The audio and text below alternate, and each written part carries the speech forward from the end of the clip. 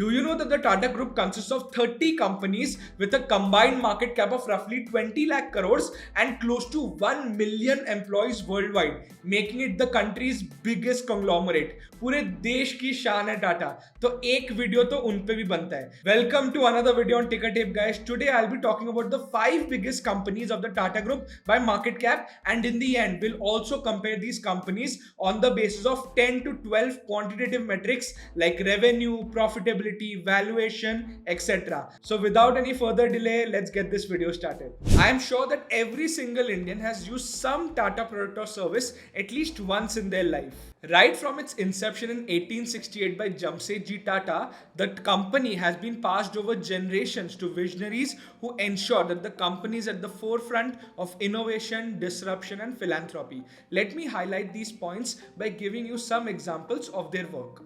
At a time when the textile industry was booming globally, Jamsetji set up Empress Mills in the late 1800s to produce cotton and become one of the biggest suppliers of cotton to the British textile industry. His thought was simple: why buy garments from Manchester when India could supply raw materials to Manchester? What a visionary. And just like that, he disrupted the global cotton market and increased India's share of cotton supply to UK from 25% to 90%. Post-independence, India was very much dependent on imports, including beauty products. So to address this problem, Jawaharlal Nehru approached JRD Tata to set up a local cosmetic brand in India so that this problem is solved. And that's when Lakme was born. When it comes to doing well for the society, there is no better name than the Tatas in India. Dorabji Tata, son of Jamsetji, set up Tata Memorial Hospital, which till today cures 70% of its cancer patients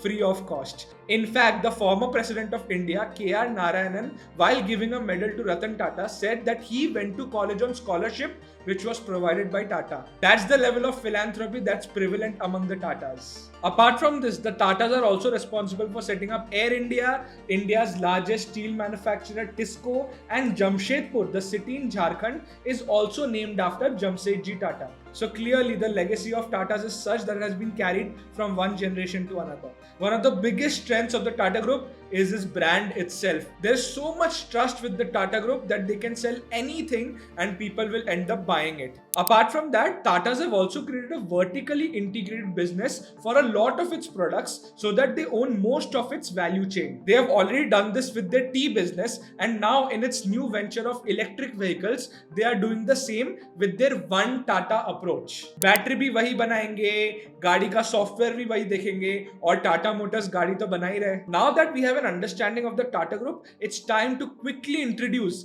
the 5 biggest companies of the group. Starting with number 5, Tata consumer products. अगर India में आप किसी से भी पूछे कि हमारे देश का नमक कौन सा है, सबका एक ही जवाब होगा: टाटा नमक, देश का नमक. Tata Consumer Products is a food and beverages company which was earlier known as Tata Global Beverages Limited. With a total market cap of close to 69,000 crores, this company's 56% revenues come from India, while the rest is from their international businesses. The company runs Starbucks in India alongside controlling Indian and international brands like Tata Salt, Tata Tea, Tetley, 8 O'Clock Coffee, Good Earth Tea, and Tata Sampann. At number 4, we have Tata Steel with a market cap of close to 1 lakh crores. Tata Steel was earlier known as TISCO, Tata Iron and Steel Company Limited, and it is among the top steel producing companies in the world with an annual crude steel capacity of 34 million tons per annum. It is the second largest steel company in India, only behind SAIL.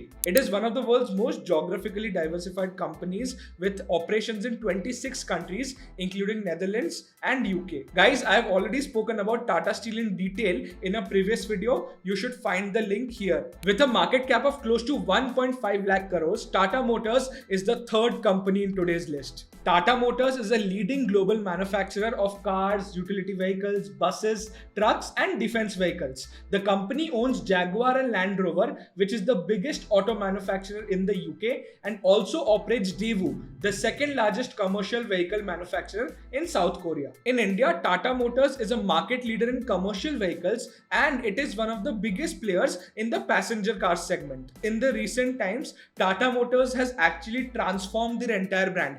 पहले टाटा की गाड़ियां बहुत ज्यादा boring और simple looking होती थी, but in the recent times they have built a lot of stylish and good looking cars, and as of today their product line ranges from cars starting from 4 lakh rupees to up to 25 lakh rupees. And if you want to buy luxury cars, they also have the entire Jaguar company. Tata Motors has actually changed their entire branding and now they are also aggressively entering the EV space. In fact, in India, if someone wants to invest in the future of EV, they are basically investing in Tata Motors क्योंकि आज के दिन बहुत कम automobile manufacturers इतना ज्यादा EV में अपना time और एफर्ट इन्वेस्ट कर रहे हैं. Next, we have a company which is one of the biggest beneficiaries of all festivities in India. I am talking about Titan. With a market cap of close to 1.8 lakh crores, Titan is a consumer discretionary company which sells watches, eyewear, jewelry, and a lot of other products.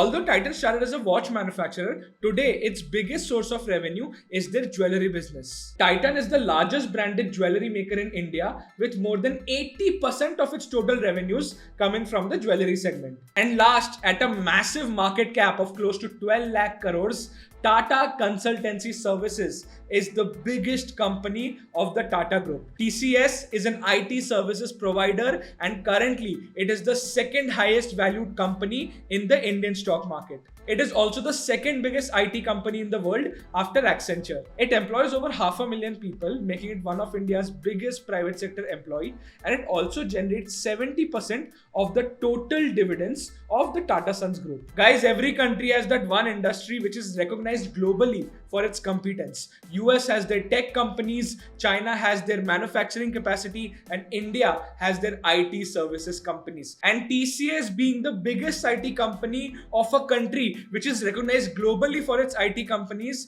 basically says it all. Now it's time to go head to head and compare the financials of all these 5 companies. By the way guys, before starting there's a disclaimer. All these companies are operating in different industries. So direct comparison of their metrics is not the best practice before making any investment decision. ऐसा नहीं है कि अगर TCS का date Tata steel से बहुत कम है, इसका ये मतलब है कि TCS टाटा स्टील से एक better investment decision है. If you are interested in any particular company from this list, then I would suggest you to compare that company's financials with other companies from that domain. और वो कैसे करते हैं? हमारे channel में already एक playlist है जहां पे हमने अलग अलग इंडस्ट्री का ऐसा सिमिलर एनालिसिस किया है. तो अगर आपको TCS के बारे में ज्यादा डिटेल्स चाहिए तो हमारा IT एनालिसिस का वीडियो जरूर देखिएगा. The link is in the description. With that being said, let's move on to the first metric of the day, price to earnings.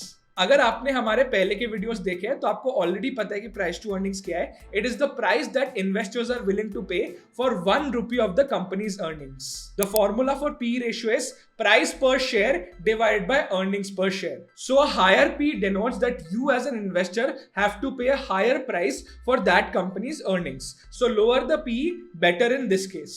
But guys, do not invest solely on the basis of the P. If a company's price to earnings is lower than another company's price to earnings, that does not mean कि ये definitely उस company से better है और undervalued है. There are a lot of things that you need to see before making an investment decision. लेकिन क्योंकि आज का वीडियो एक क्वांटिटेटिव एनालिसिस है तो हम सिर्फ नंबर्स को देखेंगे. So here I have opened Tickertape's website. Let's open the stock screener. तो इधर मुझे निफ्टी 50 या फिर किसी पर्टिकुलर इंडस्ट्री के स्टॉक्स नहीं चाहिए, मुझे बस टाटा ग्रुप के स्टॉक्स चाहिए. अगर आपको ये करना है, so for that I have to create my own stocks basket. Guys, this is a very cool feature. आसानी से अब चीजें सॉर्ट हो सकती है. So Tata Motors has the lowest P ratio, but it's negative because their earnings as of now is not positive.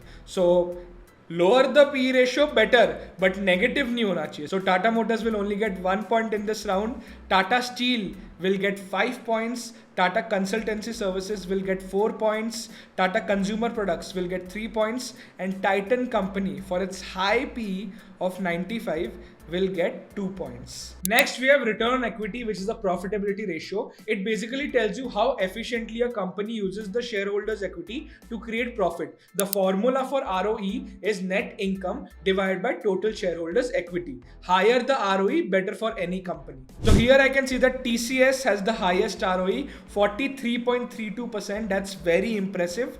Next, we have Tata Steel, 41.27%. So they will get 4 points. Next, we have Tata Consumer Products, an ROE of 5.86 is not the best, not very impressive. So they'll get 2 points. And Tata Motors ke case mein their net income was negative, so their ROE is also negative. So only 1 point. Next metric is ROC, which is very similar to ROE. In the case of return on equity, we are only considering the shareholders' equity portion, whereas ROC considers the total capital employed. Equity, debt, everything is included while calculating ROC. ROC is also profitability ratio, which basically tells you how efficiently a company is using all the capital that it has to generate profits. The formula for ROC is earnings before interest and taxes divided by total capital employed. Again, TCS has the highest ROC, 53.23.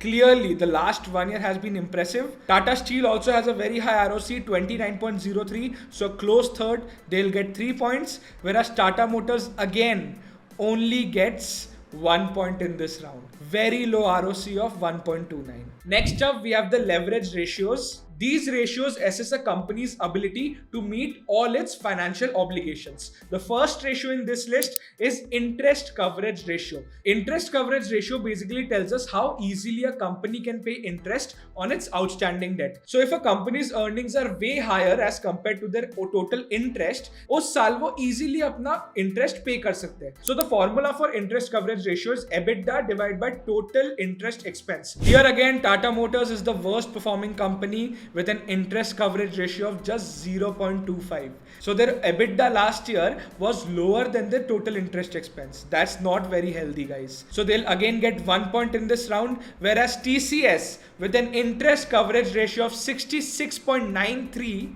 will get 5 points in this round. And there's a reason why interest coverage ratio of an IT company is high.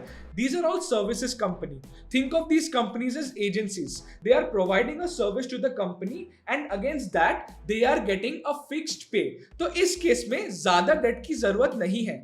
So that's why the debt of an IT company will generally be lower as compared to other capital intensive industries. Next is debt to equity. It basically means how much debt the company has taken as compared to its total equity. Every company has expenses and all the expenses cannot be taken care by their own profits or the shareholders' equity. That's why the company borrows money from a bank or any other financial institution. Excess of debt is not healthy for any organization because there might be a few years when the revenue and the profits might be low, but even in that year the company has to pay the interest because interest is a compulsory obligation. So in this category, lower the number, better for any company. Here Tata Consumer Products has the lowest debt to equity, 8.67. They get 5 points, but there is a very close second, TCS, with a debt to equity of 8.70. That's very, very close. So they'll get 4 points. Whereas Tata Motors, look at that debt to equity ratio. Tata Motors debt to equity is almost 5 times more than Tata Steel, which is a very capital intensive business. So I guess Tata Motors currently is in the investment and expansion phase. Next, we have EBITDA margin, which measures a company's profitability from operations as a percentage of its total revenues. If the EBITDA margin of a company is high, it basically means कि उस company का जो operation expenses है वो revenue से easily निकल जाता है and that company has some room for other expenses like interest, etc. Tata Motors again has the lowest figure, 9.64, so they'll get 1 point. Titan Company is the fourth in this list with an EBITDA margin of 12.13, whereas TCS again will get 5 points because of its high EBITDA margin of 29.15. Next, it's time to see how these companies performed over a long-term horizon. For that, we'll look at the revenue growth and the net profit margin. Revenue growth basically tells us how the company's sales are growing over time. Every company is trying to sell something, guys, so it's very important to check if the company's sales are growing over time. So here we'll look at the 1-year historical revenue growth and the 5-year historical revenue growth. Wow, just look at that. Tata Steel has had a great year with a staggering 55% growth in revenue, giving them 5 points. Titan too has had a great year with 33% growth. Titan gets 4 points, TCS gets 3 points, and finally Tata Motors has gotten out of its 1-point streak with a revenue growth of 11.25%. So Tata Motors gets 2 points and Tata Consumer Products will only get 1 point in this round.